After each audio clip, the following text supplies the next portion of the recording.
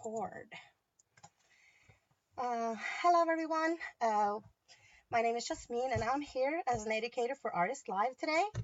And we are making a butterfly canvas, burlap butterfly canvas. And I'll just flip the camera and we'll get started. Like this.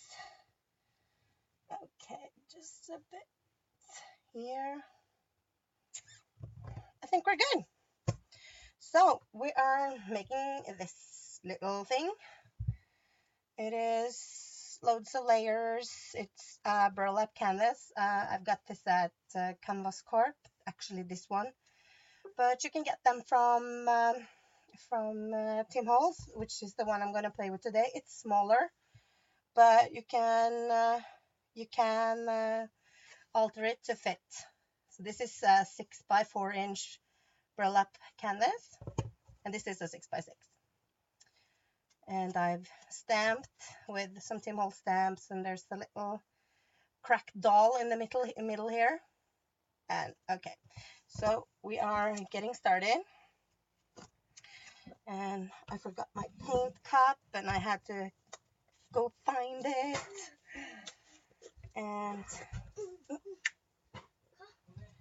And okay, so I have to tell you, my kids are here today, so we just have to work around them, I'm sorry to say. So I have some gesso here, and I have some chalkboard paint. This is from Prima. I have this is the golden olive color, and this one is the egg blue.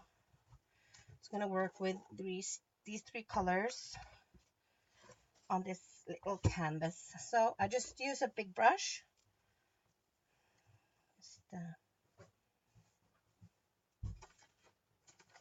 Okay, so my studio is a mess and my head's a mess, so everything's a mess, but that it is what it is.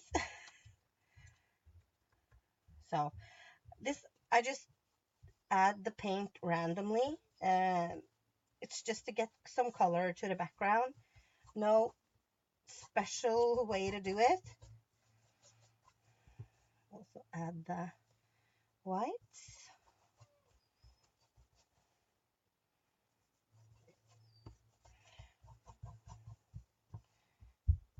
It's not a big deal, and I don't really do the sides, but you can if you want to. Just stir the green.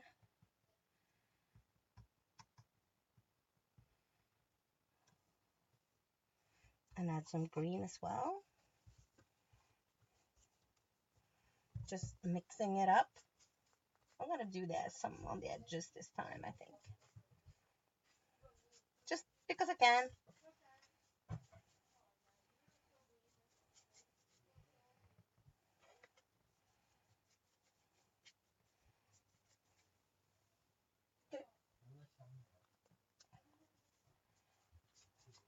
Like this.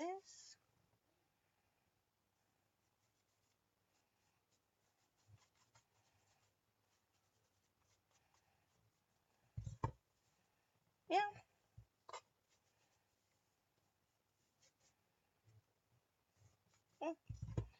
Something like that. And I think I'm gonna do just another brush and add some more whites.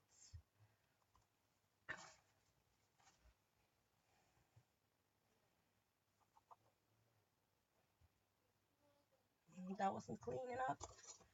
Do another brush.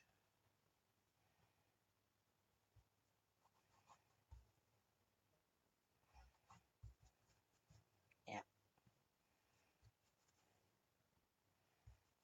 Something like that. Just easy peasy. And the chalkboard paint, it covers really well. So since it's just to add some interest to the background, I don't paint it fully. You still can see the burlap underneath and the burlap color, like this. Okay, so then I have to do some drying.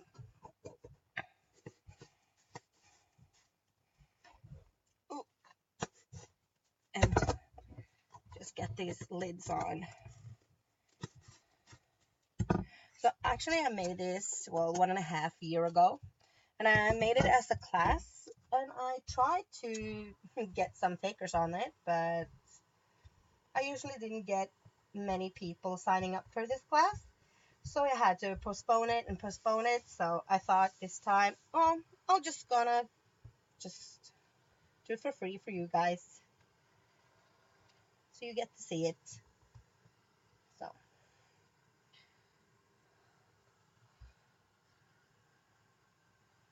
so we have to just dry this, and the next step will be the modeling paste, uh, which you can see here. I have used this stencil right here and modeling paste to get interest and effect on the background.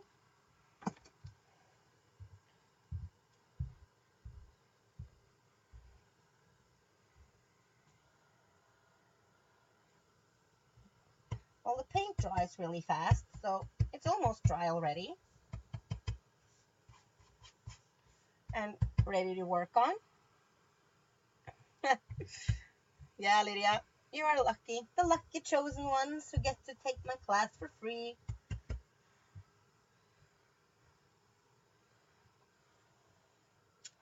So, yeah. So this is what we have now, and I thought I would do a circle stencil this time. This is one from Prima that Donna Downey made a couple of years ago, and I have the modeling paste under here.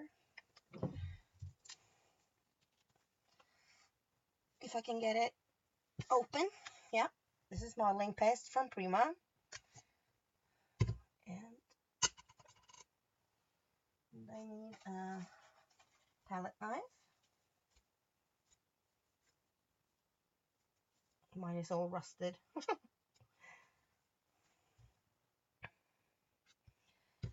So I just spread it the places I would like to have it.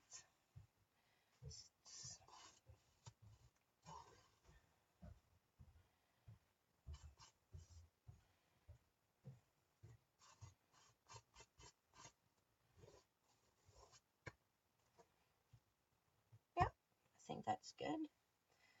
So I would recommend to wash your stencil out when using the modeling paste, because the modeling paste really ruins the stencil by clogging it. So do remember to wash it after use. I am just gonna put some of these wet wipes on it today, since I forgot to bring everything that's cold water today. So we need to do a little bit more drying.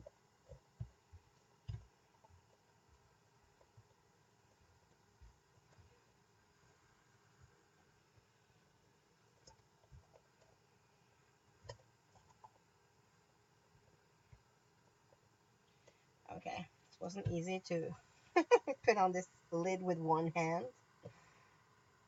Mm. So I have for a long while now having, well, I have to say, a scrapbook mojo problem. I haven't created anything for 1.5 months maybe. I This is my first recreation, and well, yeah, I can't seem to find inspiration, or I don't know why. Maybe I'm too busy. So just chat on. What do you do when you're lacking inspiration and can't seem to make anything? I would love to hear.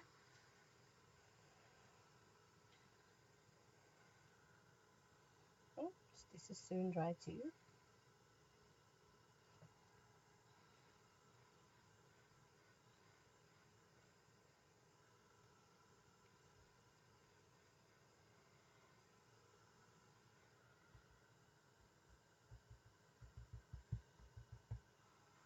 Yeah. So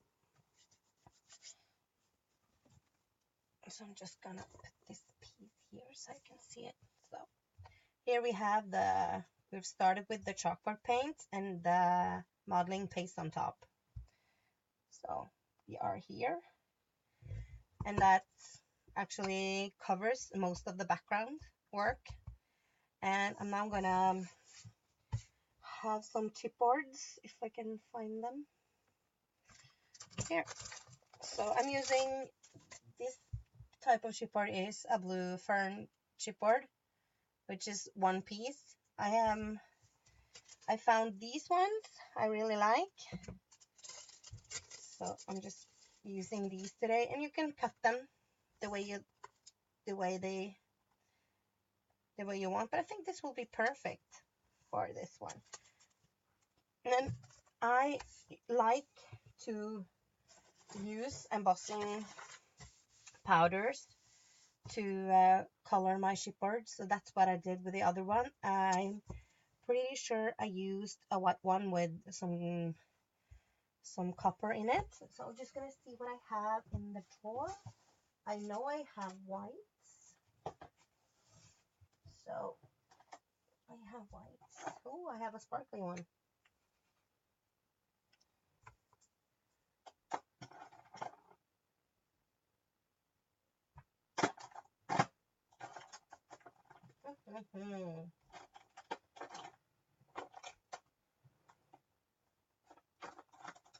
So I think I'm just gonna do the sparkly one.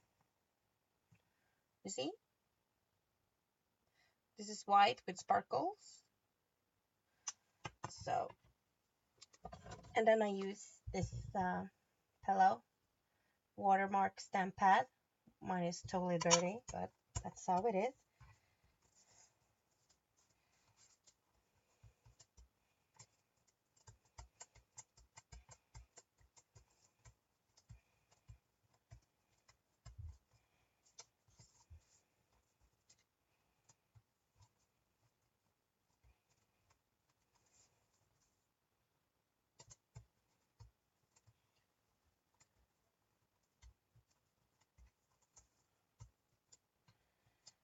Okay, I think it's mostly covered.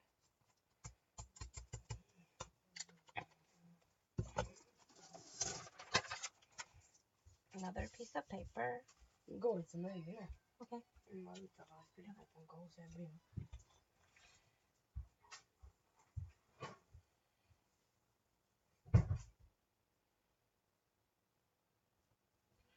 Like this, and I will just use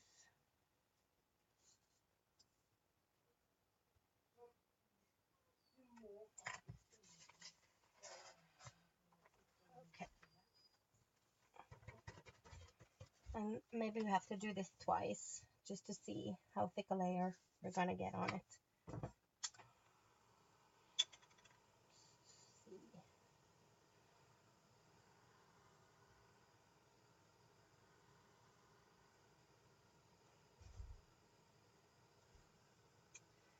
So yes, it is a beautiful embossing powder. It's called embossing tinsel snowflake, and I think it's from Ranger. But I'm pretty sure you can get embossing powder with some kind of tinsel or glitter or something similar from other brands as well. And I've seen Stampendous has those frantic embossing powders which are thicker that you can just sprinkle on top and heat from underneath. I really like those as well, so I have loads of those. And those are great for making snowy projects. Okay, I think I'm going to do another layer just because I like it a bit thicker. And if you heat this really well, you don't have to use the watermark stamp pad. Again, you can just sprinkle it on top and it will set. And it will set a thicker layer than if you had used the watermark pad.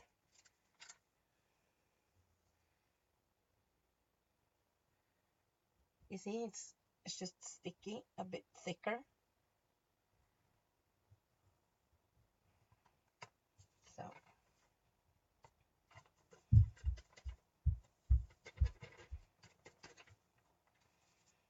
So we'll do this again, just heat it again, and then I think I'm done with this.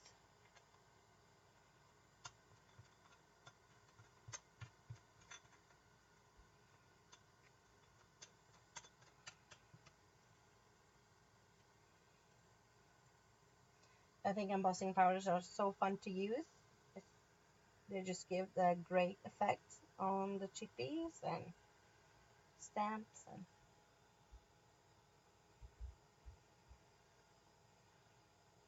things like that.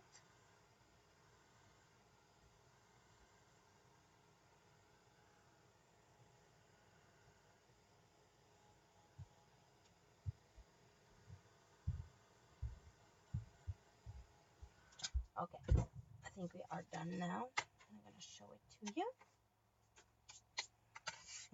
It's embossing powder everywhere. So just a quick cleanup.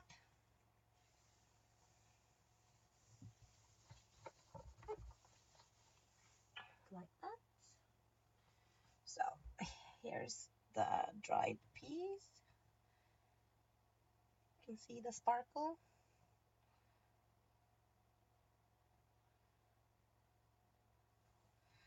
Okay, so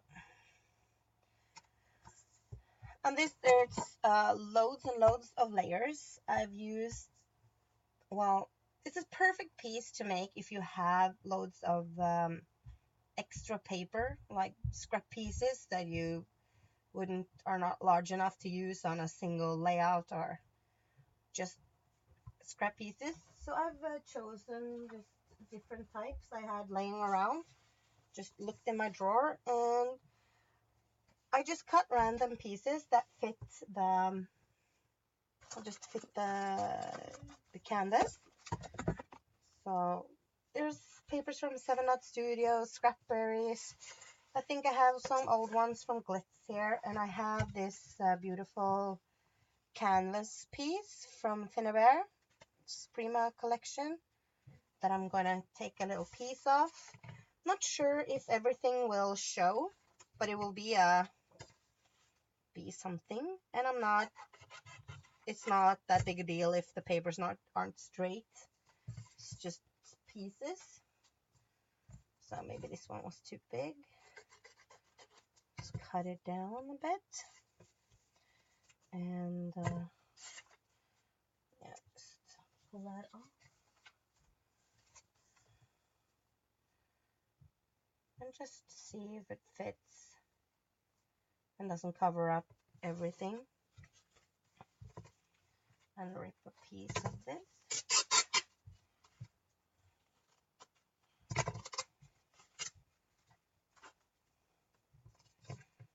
And we have to have some blues.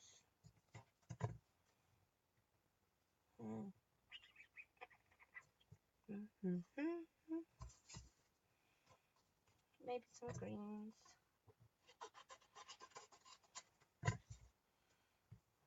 Straighten that up a bit.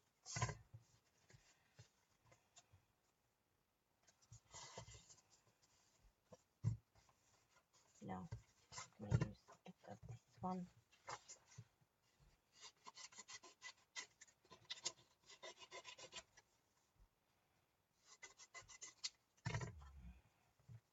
So you just cut pieces that will fit.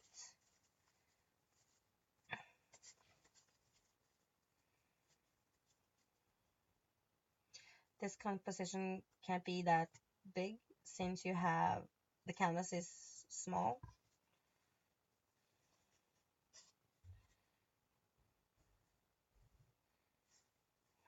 Maybe like this.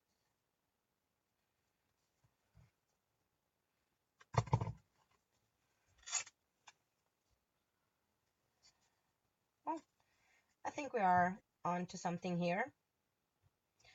I will just remove these papers. And so here are what I'm going to use. And I'm going to use my favorite Prima tool, which is the edge scrapers.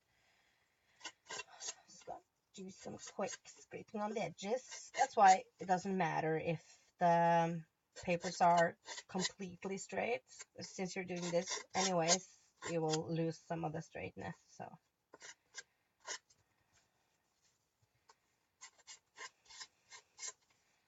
it's quick and easy, and it doesn't matter if the paper rips. That's just how it goes.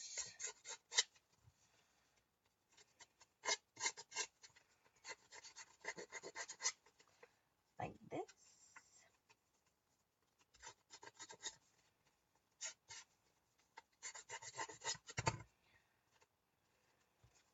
And then I'm going to just distress the edges a bit with some distressing.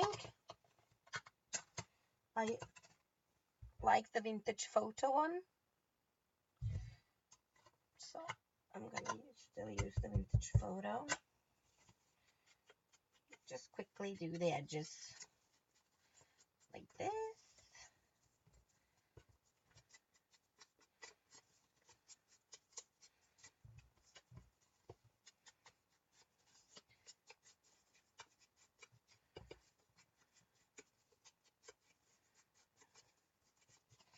Okay.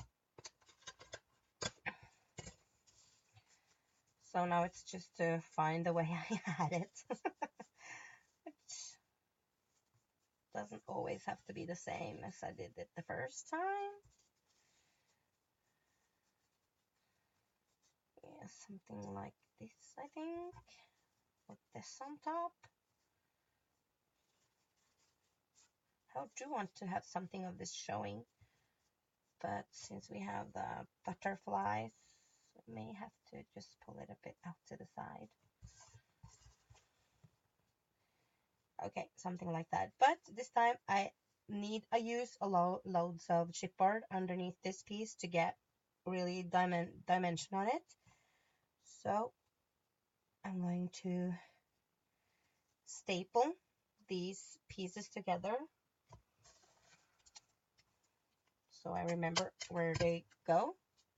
Now they are all together. And I think I'm going to just do the same with these pieces here, so I can put layers underneath. So I have 3 layers. So this, and I need to use some chipboard. I have to find some chipboard.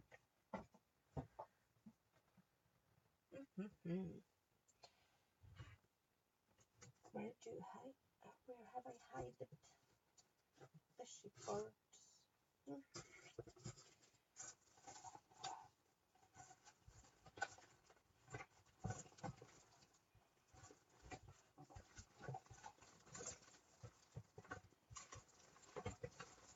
Okay, I have some here. Oh no, not the white one.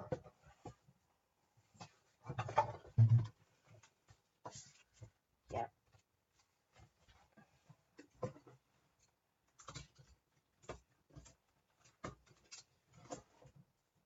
And you need glue, loads of glue.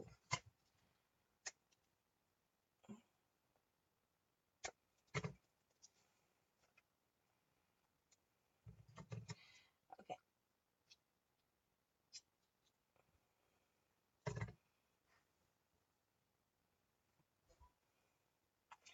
Yes, here we are.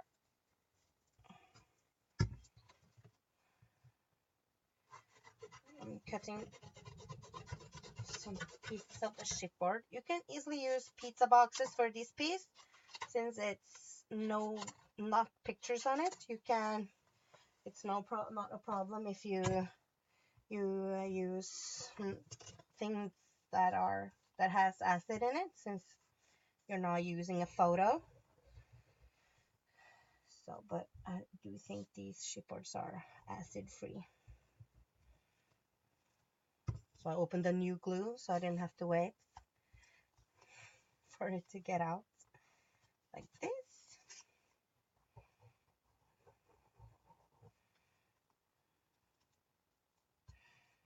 Okay. And here. And now I'm going to use a doily. I had ones from Prima. Don't know really where I put those, but I have one here. It's a little big, so I'm just going to scrunch it together. Yep, that works.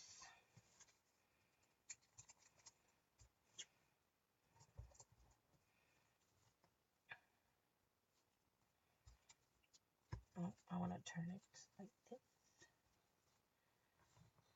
Okay. And now we have more chipboards.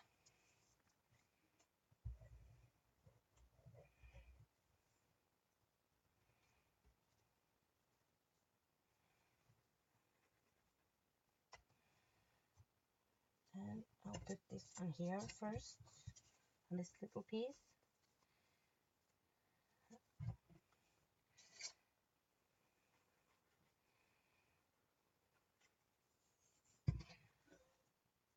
Okay.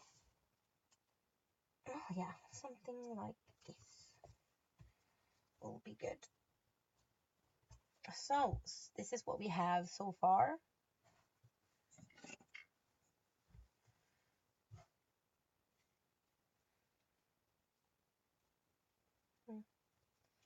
Yep. And then we have the chipboard piece here. Not sure if I want to, I think I want to tuck it underneath maybe.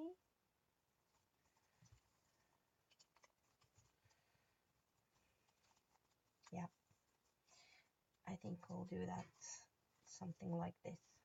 Oh yes, that's better. So I'm gonna glue, just put some more glue under here and just glue it on the chipboard piece there. Or should we do like this maybe? Yep, let's do it like this.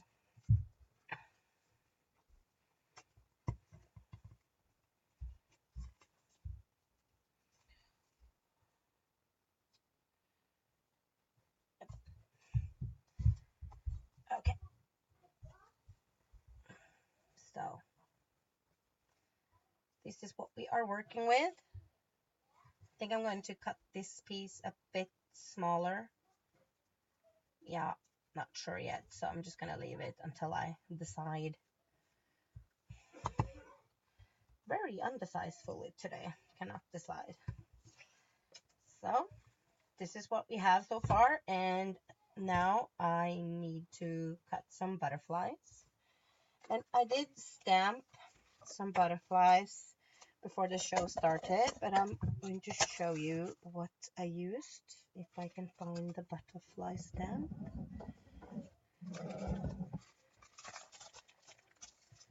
It's just a chaos day today. So this is the butterfly stamp I use, and it's from Tim Holt's collection. It's called the Perspective. It has these, I love this background stamp here. It has these great words, you can see. There. And you have one here. It's an awesome one. But I love the butterfly is the one piece I like the most, since it's just perfectly large. So I've stamped this on. Okay. Did something happen? Can you see me? Did the picture freeze? Because I can't see myself anymore. Please let me know. If it froze on you, then I'll have to restart it.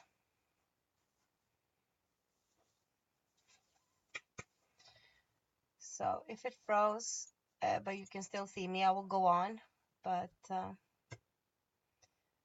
yeah.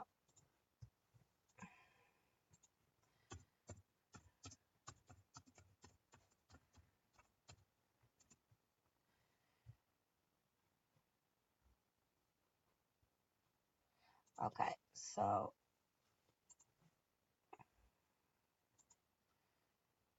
okay,